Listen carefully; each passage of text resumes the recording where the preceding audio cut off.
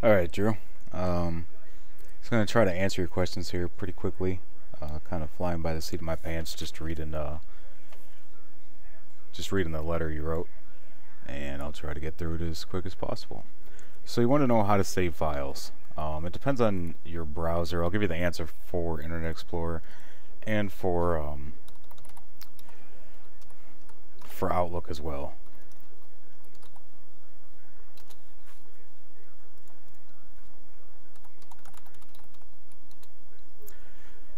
Alright, so for different versions of Internet Explorers, like Internet Explorer itself, Mozilla, Chrome, they all have different options. Internet Explorer will let you save wherever you want, so you click on the download link, and this will come up.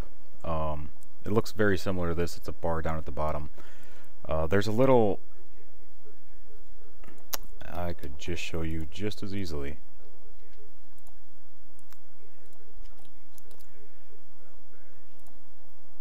Okay, so Internet Explorer will pop up and it'll be a bar down here. To save it wherever you want it, you just click on the little arrow right here and then click on Save As. Obviously from the left side you can direct it wherever you want. The default location is inside of your My Documents and then Downloads. So, right here you can click on Desktop. You want to search for a specific file. Do this. If anything matches your search results, it will come up. And just click on Save, it will download to that location. For Mozilla, it's a little bit different. So you click on Save File, and it will automatically download to your default location, which is your My Documents and Download. So you'll have to go into that file, click on your little icon up here, and then Downloads, and it'll be right there waiting for you. Chrome does the same thing as Internet Explorer. It's a little bit different looking. I don't have it on my computer, so if you use Chrome, just let me know. I'll give you something for that. Now for Outlook to save a file is pretty easy. I sent a PDF to myself. This will answer 2 questions. So I sent a PDF to myself so you can kind of see what I'm doing here. What you'll do is you'll right click on the attachment and either save as or save all attachments. If there's like multiple attachments, you can just click on save all attachments. That will bring up all the attachments that you want. You can click on whatever you want, click OK, and then you can direct it anywhere you want onto your computer. Normally I put stuff onto my desktop and then I'll drag and drop it wherever I want to put it from there on out. It just saves me a couple seconds. And then when someone sends you a PDF, save where? You save it wherever you want. If it's something I need to keep, I'll just save it to My Documents. So, put it wherever you want. To set up multiple signatures on Outlook, it's actually pretty easy. So you'll click on the little tab up here that says File, and go to Options and Mail, and then right here there's Signatures. To set up different signatures, you can set up a bazillion right here. Just click on New, give it a name, and it will bring up a blank screen. Obviously you can put in here anything that you want. You can also associate it with an email account. Like I told you, I have a ton of email accounts I use for different reasons. So let's just do my Hotmail account. Now whenever I create a new message, I can select which signature I want to use as default for this account. So I could use anything, which is this blank, ExamCorp, which is Jared's, looks like this, or I can use mine, which is for my company. And do the same thing for replies and forwards. The easiest way to do this is just to make sure that you have your email account, the right one that you want. New messages, select which one you want, and replies and forwards, do the same thing. Whenever you're all done, push save and OK, and that's it.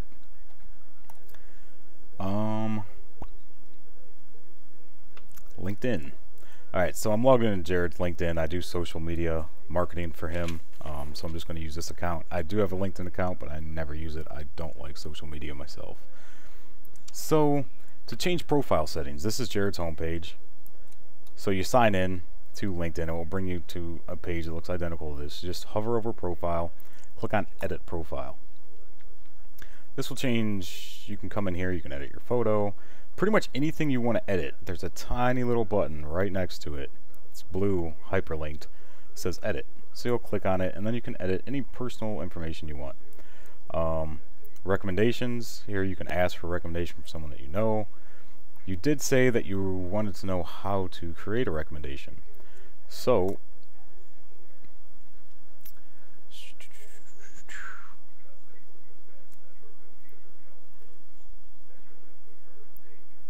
this is pretty much it. So you hover over profile, click on recommendations. It'll bring up a screen similar to this.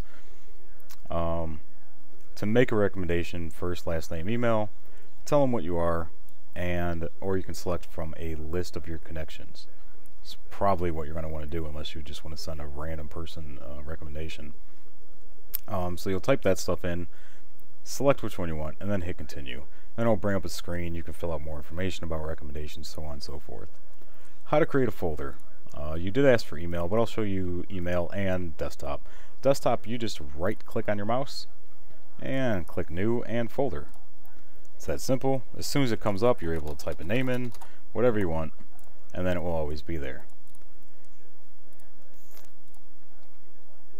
As for Outlook, create a new folder is pretty much just as simple. Just click on wherever you want it. I'm going to highlight inbox so it goes underneath of this, and then click on new folder. And also here you can also tell it anywhere that you want to go. Like I said, I have a bazillion email accounts, so I can select from any of these. This is the email account I selected. So if you click on your actual default email account, it will create it, and it will be a subgroup just like all of these. If you clicked on inbox, then it will create a subgroup underneath of inbox. So if you just want a folder to be visible like everything else, you just click on your default name, enter a folder title, folder contains whatever you want it to contain, and click on OK. Now I have a folder with obviously nothing in it. This is my favorites bar to keep life simple for myself, but these are actually the default email accounts down here. So I have inbox, draft, sent items, deleted items, and my made up folder. If I clicked on inbox and new folder, selected inbox, and did the same thing up here, see, now it will create a subfolder underneath of inbox. So that kind of gives you an idea of what to do there. If you want to delete it, just right click on it and delete. If you put it in the wrong place, you can right click on it and move it to wherever you want. To access email by subject line, I set up your Outlook so it actually does have a field that you can search for subject. Same with mine. As you see, I expanded the preview pane, and now I can actually see the subjects of it. So I'm just going to search for anything. Jared. Now what this will do, this default search bar up here, it will search for anything. So from the subjects, anything that's contained in the emails. As you see here, it actually found Jared under the subjects. And let me do this in a folder where I have a ton of mails from Jared.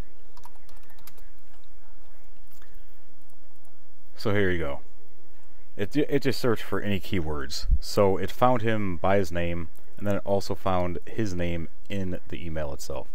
So if you only want to search for, I don't know, Outlook, but you only want to do a subject search, while this is open, it will bring up a little menu that hovers beneath it, and just push down on your keyboard until you reach subject, and then it will search just for subjects of whatever you want.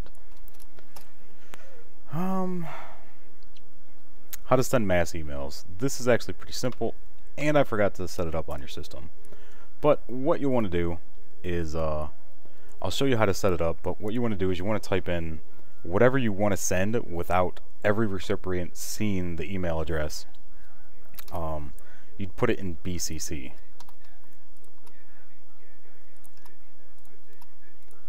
So Now that I got all of these BCCs, I can type anything to anyone in here, fill it out,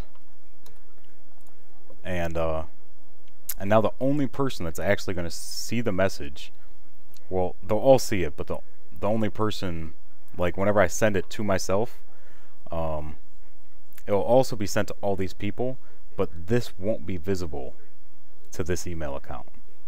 So it will only, like if I sent this to myself, I'm not going to, because everyone will wonder what the hell this email is. It will appear, and it will only say that it's been sent to this receiver up here.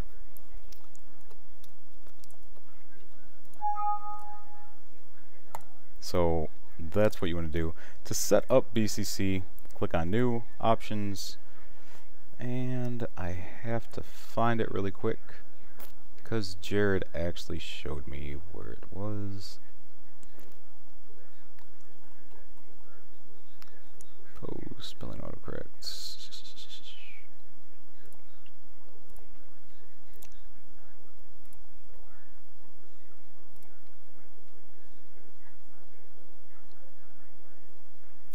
Alright, well, I'll have to find it again. I'll tell you how to do it in the email or something. It's not hard. It's just like pushing a single button. I just can't seem to find it at this exact moment, and it could be because I already have it enabled. Options.